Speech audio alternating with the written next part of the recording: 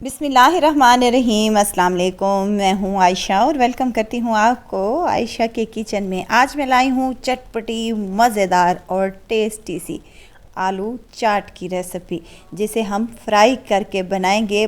बहुत ही मज़ेदार, क्रिस्पी और टेस्टी से ये आलू बनेंगे।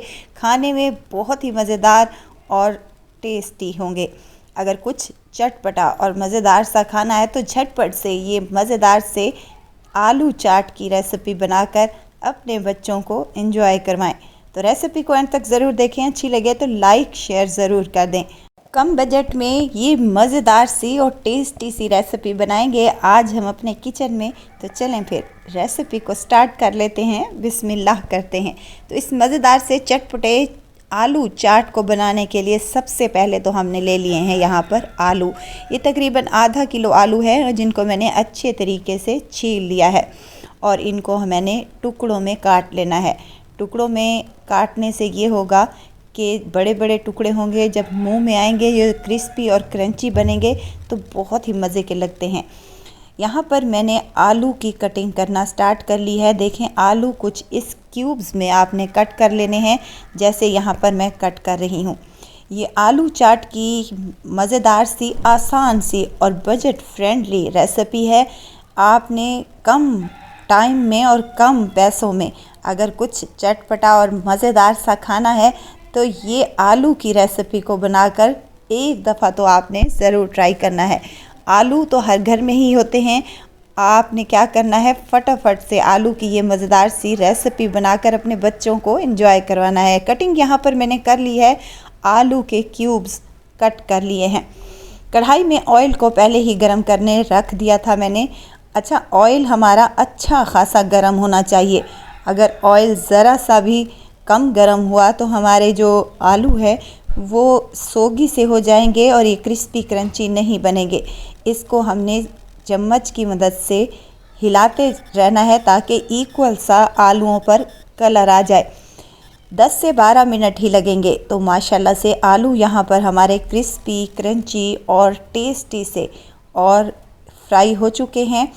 तो यहाँ पर बहुत ही मज़ेदार से क्रिस्पी आलू तैयार हैं। इनको हम निकाल लेंगे और दूसरे जो हमारे पास आलू रखे हैं उनको भी इसी तरीके से हम फ्राई कर लेंगे। देखें कितने क्रिस्पी बने हैं ये। तो यहाँ पर तमाम आलूओं को मैंने फ्राई कर लिया है और फ्राई करने के बाद एक सर्विंग डिश में शामिल कर देंगे। बहुत ही आसान सी रेसिपी है, खाने में बहुत ही टेस्टी लगती है। अच्छा, आलूओं में हमने कुछ भी शामिल नहीं किया था तो इसलिए मैं यहाँ पर 1 चम्मच भरकर चाट मसाले का शामिल कर रही हूँ। इसको अच्छे तरीके से मिक्स कर लें ताकि तमाम आलूओं पर चाट कोट हो जाए। आलू की चाट बना रहे हैं तो इसमें कुछ वेजिटेबल भी लाजमी डालेंगे। प्याज डाला है मैंने बारीक चॉप करके और यहाँ पर टमाटर हैं जिनका बीज मैंने रिमूव कर दिया है। आप चाहें तो यहाँ खीरे का भी इस्तेमाल कर सकते हैं। हरा धनिया शामिल करूँगी और ऊपर से डालूँगी तकरीबन आधा कप के करीब सादा दही है मेरे पास।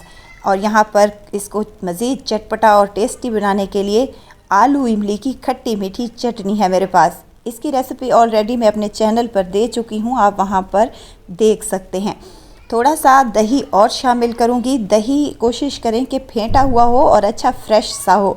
तो ये देखिए मज़ेदार सी और टेस्टी सी हमारी रेसिपी ऑलरेडी तैयार हो चुकी है। इसके ऊपर डालेंगे कुछ हरा धनिया और हरी मिर्चों से आपने इसको गार्निश कर लेना है। चाहें तो बारीक कटी हुई हरी मिर्चें भी शामिल कर सकते हैं। ऊपर से थोड़ा सा मैंने चाट मसाला भी स्प्रिंकल किया है।